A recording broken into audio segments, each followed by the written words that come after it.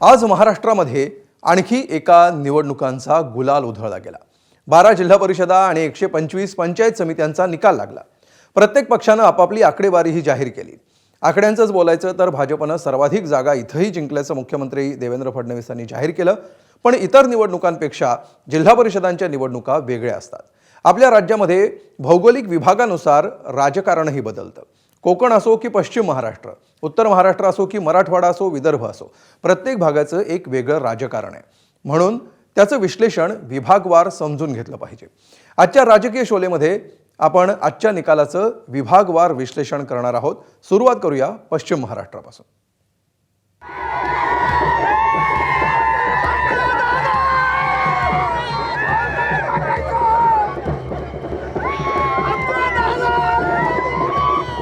पुणे जिल्हा परिषदेत एक हाती सत्ता मिळवत राष्ट्रवादी काँग्रेसनं अजित पवारांना श्रद्धांजली म्हणून विजयाचा गुलाल अर्पण केलाय।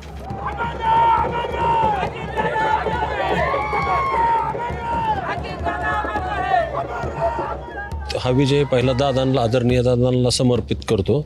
आणि दादा एक व्यक्ती नसून एक विचार आहे, त्यामुळे हा विचार कधी थांबणार नाही। वहिनी साहेब म्हणले की जसं दादा सर्वांच्या मागे एकदम ताकदीनुसार उभे राहत होते, तशी मी इथून येणाऱ्या पुढच्या काळात मी तुमच्या मागे ताकदीनिशी काम राहील। कोणत्याही निधीला वगैरे काही अडचण येणार नाही। दुःखाच्या अवस्थेत सुद्धा मतदारांनी दादांच्या वर असणारं जे प्रेम आहे, आदर आहे, याला त्यांनी एक प्रकारे त्यांना मतांजली वाहिल्यासारखं झालेलं आहे। आणि त्याच्यामधून त्यांनी दादांप्रती असलेलं आपलं प्रेम, आपला विश्वास या ठिकाणी व्यक्त केलेला आहे। हा विजय साजरा करताना राष्ट्रवादीच्या प्रत्येक नेत्याच्या आणि कार्यकर्त्यांच्या मनात अजितदादांच्या आठवणीनं कोलाहल माजलं।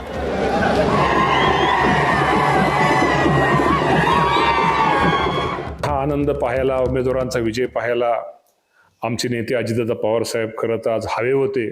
कारण का आपल्या सगळ्यांना माहिती आहे की ह्या सगळ्या उमेदवारांच्या जिल्ह्यामधले सगळ्यांची आखणी आणि सगळ्यांचं हे उमेदवारी हे दादांनीच त्यावेळी जाहीर केली होती। दादांनीच त्या सगळ्यांचं एक चांगल्या प्रकारात सगळ्या उमेदवारांना त्यांची उमेदवारी जाहीर करून एक चांगल्या प्रकारचं नियोजन केलं होतं।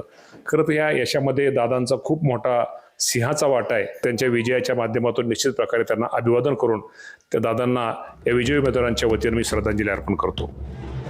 खरं तर विजयी निकालानंतर शुभेच्छा देण्यासाठी अजितदादांचा फोन हमखास यायचा। मात्र शुभेच्छा देणारा तो आवाज कायमचा हरपल्यानं अनेक नेत्यांच्या डोळ्यांना धारा लागल्या। दादा असते तर आम्ही सगळेच आज आनंदानं खूप मोठा उत्सव साजरा केला असता। परंतु ठीक आहे, आज दुर्दैव आहे। त्या सगळ्या कठीण परिस्थितीतून सुद्धा माझ्या मायबाप जनतेनं त्यांना भरघोस असं मताधिक्य देऊन दादांचं उत्तराई होण्याचा आज खऱ्या अर्थानं त्यांनी प्रयत्न केला। परंतु ते शब्द आज कानावरती पडणार नाही आहेत।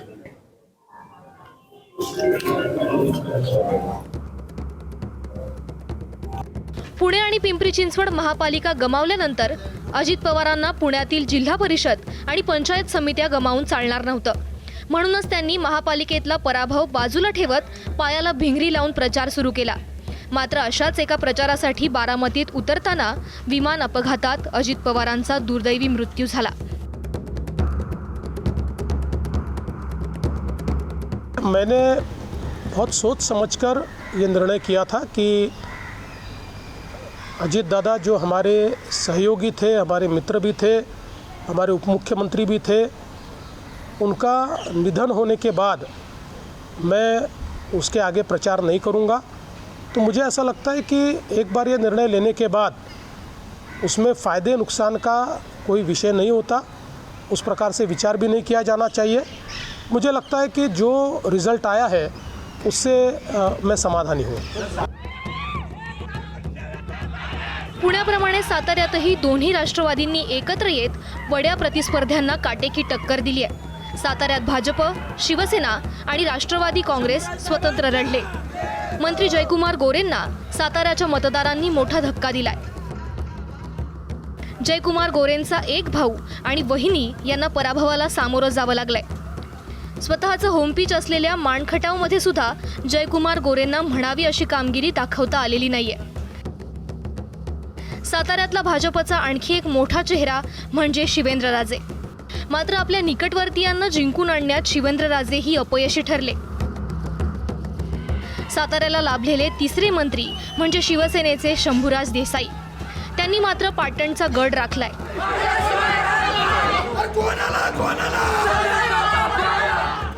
साताऱ्यातल्या कोरेगावमध्ये शिवसेनेचे आमदार महेश शिंदे आणि शरद पवारांच्या राष्ट्रवादीचे प्रदेशाध्यक्ष शशिकांत शिंदेंची प्रतिष्ठा पणाला लागली होती. महेश शिंदेंना आमदारकीला साजेशी अशी कामगिरी झेडपीच्या निवडणुकीत करता आलेली नाहीये. साताऱ्यात मंत्री जयकुमार गोरेंचं नाणं चाललं नसलं तरी सोलापुरात मात्र त्यांनी विजयाचा गुलाल उधळलाय. त्यांच्या नेतृत्वात भाजपनं एकत्र आलेल्या दोन्ही राष्ट्रवादींना अनेक ठिकाणी धोबीपछाड दिलाय. शरद पवारांच्या राष्ट्रवादीचे 4 आमदार आणि 1 खासदार असूनही त्या सर्वांवर जयकुमार गोरे भारी पडल्याचं चित्र आहे.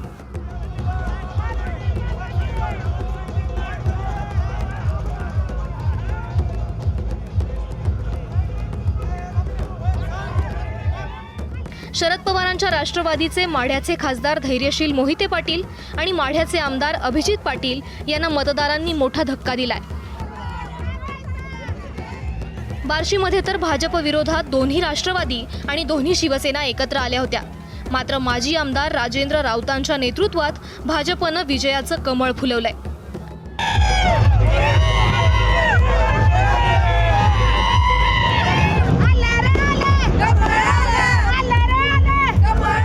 पंचायत समिती जिल्हा परिषद 12 पंचायत समिती 6 जिल्हा परिषद जवळपास 54,000चं मताधिक्य या ठिकाणी मिळालेलं आहे. आणि शहरामध्ये सुद्धा 4600 मताचं मताधिक्य, साधारण माझ्या माहितीप्रमाणे 58,500 एवढं मताधिक्य या बार्शी तालुक्यातील जनता जनार्दनानं आदरणीय नरेंद्र मोदी साहेब, आदरणीय देवेंद्र फडणवीस साहेब, जयभाऊ आणि माझ्यासारख्या कार्यकर्त्याकडं माझी आज एक कार्यकर्ता म्हणून माझी निर्दोष मुक्तता केली काय आरोपातून, एवढं मी आज नम्रपणे या जनतेला सांगू इच्छितो. सोलापुरात चर्चेत असलेल्या निकालांपैकी एक म्हणजे राष्ट्रवादीचे जिल्हाध्यक्ष उमेश पाटलांचा पराभव. हा पराभव स्वीकारताना त्यांनी काय प्रतिक्रिया दिली आहे बघूया. माझा मोहोळच्या जनतेवर विश्वास आहे आणि माझ्या विरोधामध्ये खुद्द राजन पाटील यांनी सुद्धा निवडणूक लढवायला नकार दिला. याचा अर्थ आहे की निवडणूक लढवायला ते माझ्या विरोधात घाबरले होते पराभवाला.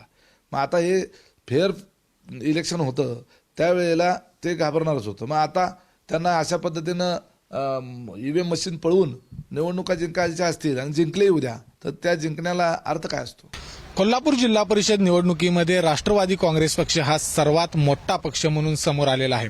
महत्त्वाचं म्हणजे कोल्हापूर जिल्ह्यामध्ये दोन्ही राष्ट्रवादी हे एकत्र येऊन घड्याळ या चिन्हावरती निवडणूक लढवली होती. त्याच्या खालोखाल काँग्रेस हा कोल्हापूर जिल्ह्यातील 2 नंबरचा पक्ष राहिलेला आहे. मात्र असं असलं तरी राष्ट्रवादी, भाजप आणि शिवसेना शिंदे गट हे एकत्र येऊन कोल्हापूर जिल्हा परिषदेवरती आपली सत्ता आहे ती स्थापन करणार आहेत. सांगली जिल्हा परिषदेच्या निवडणुकीमध्ये कोणत्याही पक्षाला स्पष्टपणे बहुमत मिळालेलं नाहीये. त्यामुळे सत्ता स्थापनेसाठी सर्वच पक्षांना काही प्रमाणामध्ये कसरत करावी लागेल असं चित्र आहे. महायुतीकडूनही प्रयत्न होतील आणि महाविकास आघाडीला देखील सत्ता स्थापनेच्या आशा आहेत. मात्र सांगली जिल्हा परिषदेतील सत्ता स्थापन ही अगदी काठावरती असणार आहे. एकूणच जर चित्र जिल्ह्यातील पाहिलं तर ज्या तालुक्यातील आमदार आहेत त्यांनी आपली त्या ठिकाणी तालुक्यातील सत्ता किंवा तालुक्यातील जो आपला बालेकिल्ला आहे तो या जिल्हा परिषद आणि पंचायत समितीच्या निमित्तानं अबाधित ठेवल्याचं चित्र साहजिकपणे सर्वच आमदारांच्या ठिकाणी दिसून येत आहे. केंद्रामध्ये नरेंद्र आणि राज्यामध्ये देवेंद्र हे गणित पक्क होतं. आता तिसरं इंजिन रवींद्रचं हे महाराष्ट्रामध्ये लागलेलं आहे आणि लोकांचा प्रचंड विश्वास भाजपावरती वाढलेला आहे.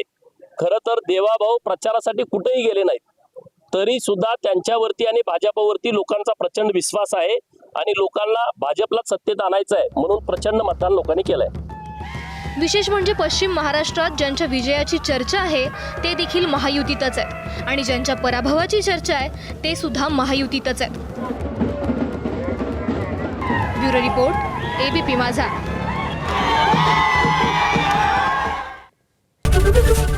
ABP माझा, उघडा डोळे बघा नीट.